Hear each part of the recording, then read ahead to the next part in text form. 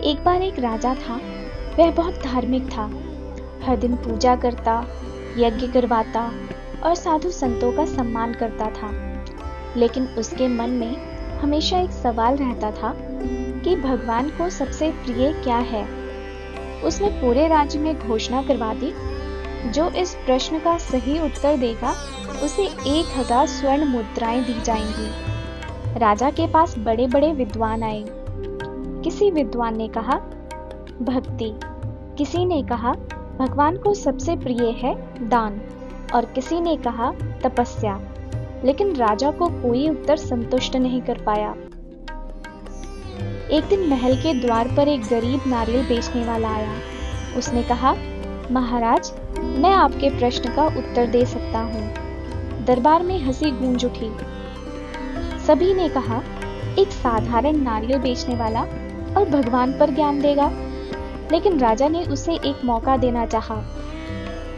नारियल बेचने वाले ने राजा को एक नारियल दिया और कहा, पहले मेरे 3 प्रश्नों के उत्तर दीजिए। राजा मान गया। उसने पहला प्रश्न पूछा, यदि यह नारियल सोने का होता तो इसकी कीमत क्या होती? राजा बोला, बहुत अधिक।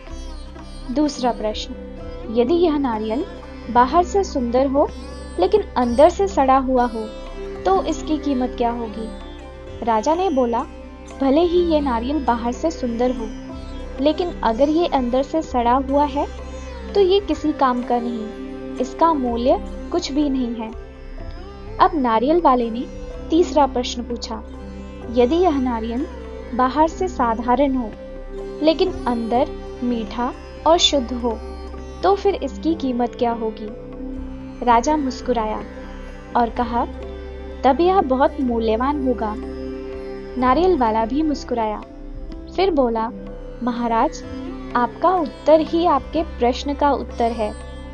पूरा दरबार चुप हो गया। राजा समझ नहीं पाया। नारियल वाला बोला, भगवान को आपकी दौलत नहीं चाहिए। यह तो सोने के नारियल जैसी है। भगवान को आपका दिखावा भी नहीं चाहिए। वह बाहर से सुंदर लेकिन अंदर से सड़े नारियल जैसा है। भगवान को सिर्फ एक चीज प्रिय है। वह रुका। पूरा दरबार उसकी ओर देखने लगा।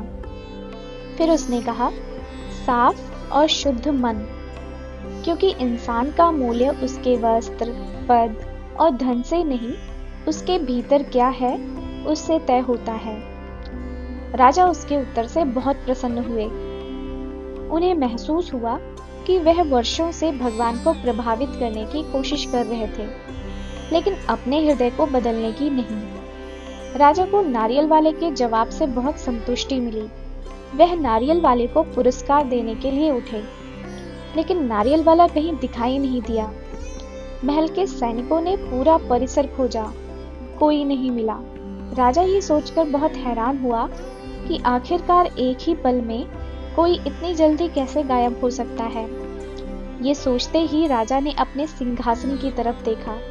राजा को सिंहासन पर एक नारियल रखा हुआ मिला और उस पर चंदन से लिखा था, मन साफ तो मार्ग साफ। उस दिन के बाद राजा ने पूजा करना नहीं छोड़ा, लेकिन पहली बार उसने अपने व्यवहार को बदलना शुरू किया, क्योंकि भगवान को प्रभावित करने की नहीं, स्वयं को सुधारने की आवश्यकता है। मंदिर तक पहुंचने का रास्ता पैरों से नहीं, मन से तय किया जाता है।